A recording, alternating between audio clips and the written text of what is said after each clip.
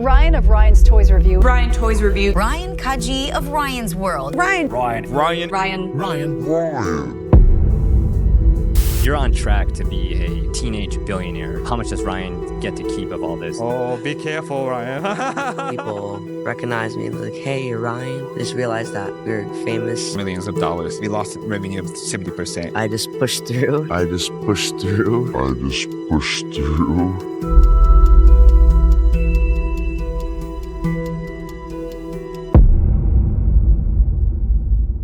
So, if you've clicked on this video, then you've probably already heard of Ryan Kaji, the kid, or I should say former kid, because he's now a teenager, behind Ryan's World, the YouTube kids empire that's made his parents hundreds of millions of dollars. Yet it was never enough for them. Now, I've already made some videos on the topic, but I wanted to lay out the whole controversial story in one video, a bird's eye view for those who may not be up to date with what's been going on with him, or, bless your hearts, haven't even heard of him to begin with. Ryan is known for his YouTube channel, Ryan's World, which he and his parents started when he was 1, 2, 3, 4. They made toy reviews, and the videos were mainly centered around Ryan playing with different kinds of toys and just having fun. Seems innocent enough, right? Well, it gets a little bit darker than that. The hair on my skin is standing up and there's a chill up my spine. Alright, maybe not that dark. Anyway, one of the issues with Ryan's World, and there's way more than one, as you will see soon, is that although the toy reviews and kitty videos were fine when he was 4, he's 1, 2, 3, 4, 5, 6, 7, 8, 9, 10, 11, 12, 13 now, and he's still doing them. 999,998. 999,999. 1 million. Morning workout complete. I'm ready for superhero school. While I head to school, check out this clip from Ryan's World, the movie, Titan Universe Adventure. You may be wondering why he's still doing these kinds of videos. I think it's pretty safe to assume it's not by choice. I mean, think about the time you were 13 years old, or maybe you are now watching this. Either way, what did you do and think about when you were 13? Me personally, I played CS and GTA Vice City. I certainly wouldn't have been interested in Superhero School or whatever other toys for 4 to 6-year-olds Ryan is reviewing these days. And don't get me wrong, I'm not blaming Ryan for this at all. It is 100% on his parents. They're milking this cow so hard that it's practically begging for retirement. Please, moo, please put me out to pasture. To be fair, they're not the only ones in this kidfluencer world, but they've definitely been called out for exploiting Ryan to the extreme. They've turned his childhood into a product. And yes, they claim that Ryan loves doing this and that they save his earnings, but it's hard not to wonder how much of this is actually Ryan's choice versus his parents' expectations. It should be called Ryan's Parents' World. It certainly doesn't look like he's choosing to do this at 13. I mean, did he even get a normal childhood? Was there a moment that you're like, oh, what we're doing as a family is different than other families? Yeah.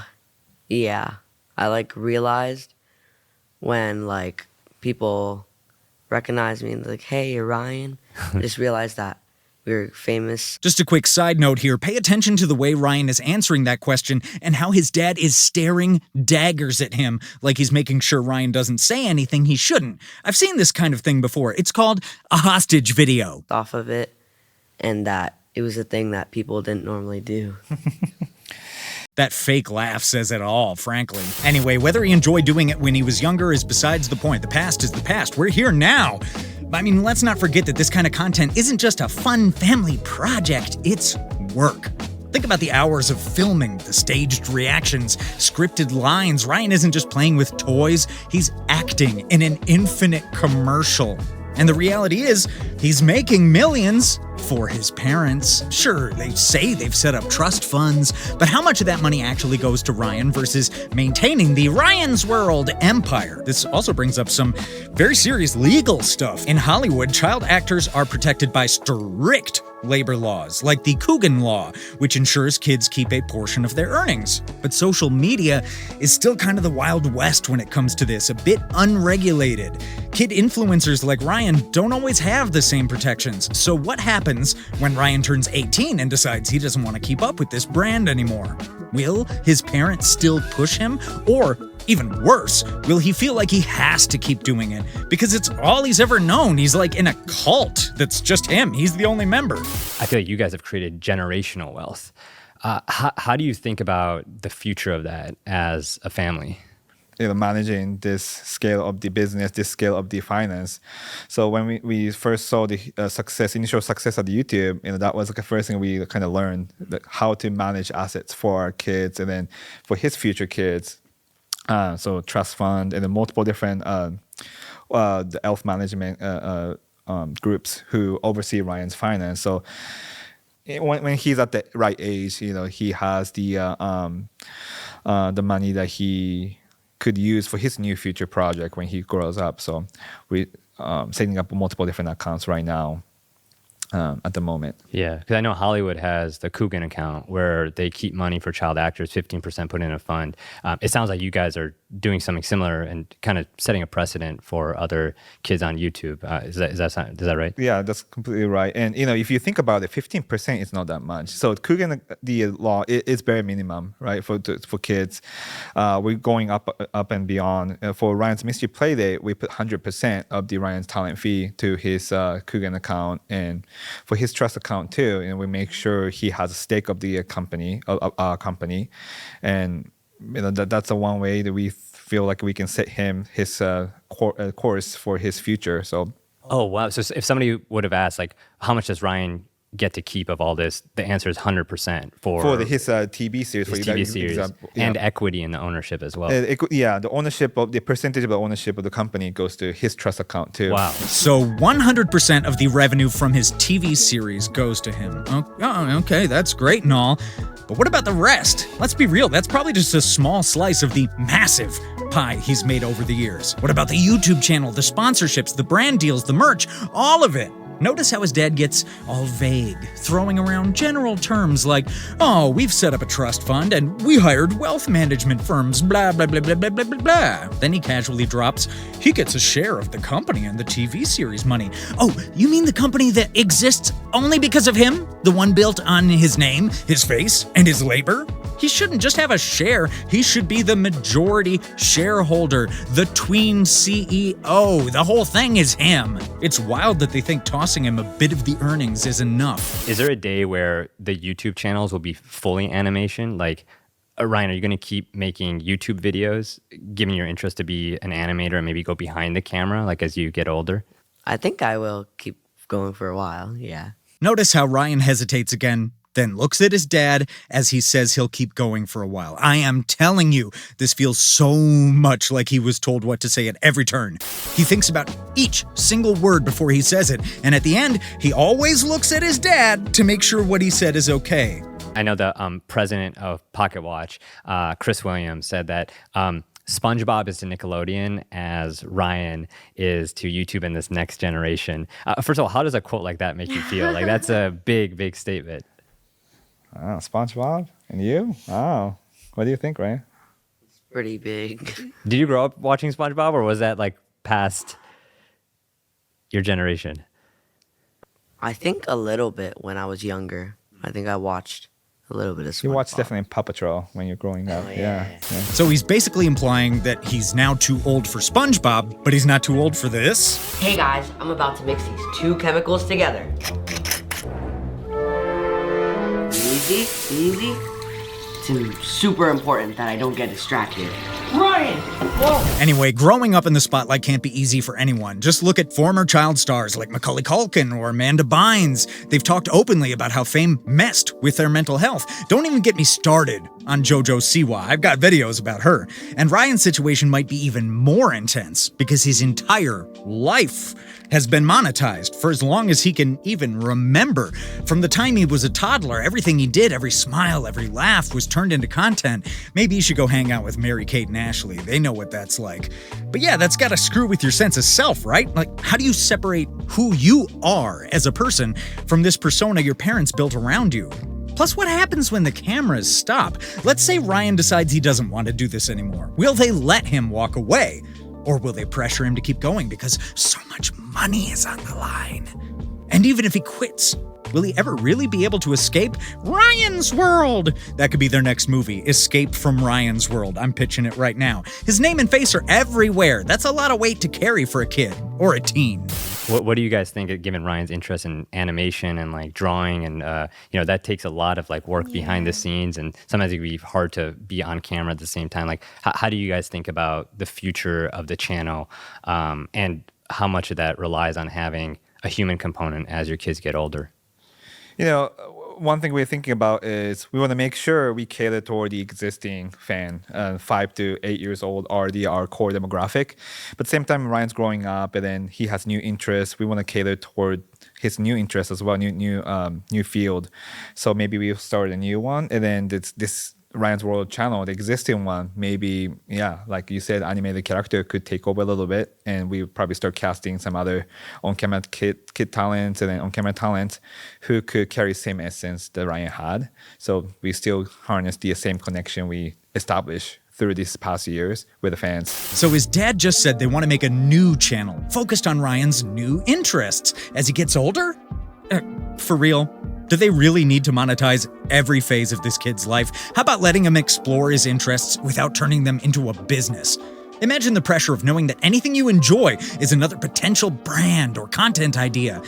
And how much money is enough? They've already made hundreds of millions. At this point, their great-great-grandchildren couldn't spend it all if they tried. They'll never have to worry about bills or rent ever again, so why keep squeezing every last ounce of childhood out of this boy? Just retire already, buy a yacht, live your life. You're in Hawaii, congrats, you're already halfway to pure relaxation. Now let Ryan have a shot at being a regular teenager. But of course they won't do that. The greed for more is too powerful. He might not think, I don't know how he feels about college, but we have expressed that that's the goal that we want for him, is to attend college. Yeah, ultimately he decides, and we never yeah. really push him to do anything that he doesn't want to do. But we think it's a great opportunity for him to go to college and just meet with his peers who have the same interest. We want him to experience that. So we continue just kind of showing him that side of the good side of the going to college, continuing education. But ultimately you decide. Maybe the world's different by the time you grow up. So we'll see. Imagine Ryan going to college. Don't get me wrong, I'm all for education and bettering yourself, but a YouTube superstar multimillionaire in a dorm with all the brokey students who can't even afford their own microwave? I can't picture it going great, especially if he keeps doing the embarrassing kiddie videos at his age now. The frat boys are gonna have a field day with him. Poor Ryan would go viral all over again, but for all the wrong reasons. You know what I'm saying. You know what I'm getting at. Okay, I'm saying they're gonna pee on him. Anyway, let's just talk about one of the biggest controversies around Ryan's World. One that didn't just affect the channel, but the whole of YouTube and Google. Back in 2019, Truth in Advertising and the FTC filed a complaint about Ryan's channel not properly disclosing sponsored content. Apparently, 90% of his videos had some kind of paid product placement aimed at preschoolers, kids who literally don't even know what an ad is versus a regular review. And get this, a lot of those ads were for unhealthy foods. It got so bad that the FTC ended up suing YouTube and Google for $170 million. Yeah, it was a big deal. This lawsuit basically forced YouTube to change its rules on kids' content to comply with the Children's Online Privacy Protection Act. So yeah, Ryan's World didn't just make waves for his family, it caused a whole industry-wide shakeup with some of the biggest corporations on the planet. What do you think about, like, as a dad, again, I think about when I put my daughter in front of the TV, she watches YouTube. She doesn't know what's sponsored content versus organic. You guys were investigated by the FTC about that. Like, how do you think about like what you choose as a sponsored piece of content? Because that's part of the business and diversification is so important versus not. I guess clear division is the whether you're endorsed or not, right? If you receive the free product or if you have received any monetize from the company to promote the certain products, then I think that's the promotion, that's a commercial. So that's where we draw the line. Yeah. And that's exactly the guideline from the FTC too. We've been doing that. It just, just the language, the few language that it was a little bit, we have to fine tune it. But, at that time it was very new. The internet the streaming was very new. So FTC themselves didn't have the clear guidelines. So I felt like it's almost like we collaborate and made a clear guideline together through the process. And I feel like a lot of influencers now follow that guideline, and including ourselves. And it's safer than ever. Well, what can I say? At least their actions helped cut down on kids being exposed to unhealthy junk from their favorite YouTubers disguised as something they actually like or use. I mean, okay, I guess Mr. Beast, Logan, and KSI didn't get that memo yet. Anyway, Ryan and his parents also recently released I'm putting this in quote marks, movie. I talked about it in my previous video, so I'm not going to go into too much detail. You can check that out if you want, but for the sake of the story, I'll give you a quick summary. They put $10 million into making the movie, but it ended up with a pathetic IMDb rating of 2.1 out of 10, scathing reviews from critics, and a measly 600,000 at the box office. This is what the industry calls a box office bomb, but we should maybe upgrade the terminology a little bit, because this isn't just a bomb, it's a full-on box office nuke. It's one thing for a movie to underperform, but this didn't just underperform, it crashed, burned, left a smoldering crater in the ground. The movie itself was obviously aimed at little kids, especially those who grew up watching Ryan during his YouTube glory days. But here's the problem, and most likely a big part of why it flopped so hard. Those kids grew up, just like Ryan did. The 13 to 15-year-olds who used to watch his toy reviews aren't about to line up for a movie made for 6 to 7-year-olds. It's like trying to sell baby food to teenagers. It's just not going to happen. Though in the case of selling baby food to teenagers, a few of them probably will buy it so they can snort it and laugh at each other.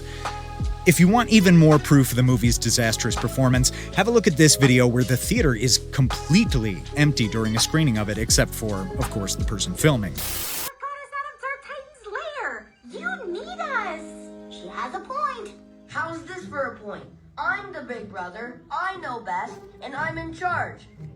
The twins go home before they get us into any more trouble. So they had Ryan juggling a movie, his YouTube channel, schoolwork all at once, only to lose millions of dollars in the end. If that's not a wake-up call to finally call it quits, I don't know what is. So where does this leave us? Ryan Kaji's undeniably successful, but success doesn't always mean happiness. His story raises a lot of uncomfortable questions about how we treat kid influencers. Are they really being given a choice? Or are they just products in a system that their parents control? I don't know, what do you think? Is Ryan living the dream, or is this modern-day exploitation? Let's get a conversation going in the comments. And if you enjoyed this video, or at the very least found it thought-provoking, don't forget to like, subscribe, and share. I'll see you all in the next one, guaranteed. Peace.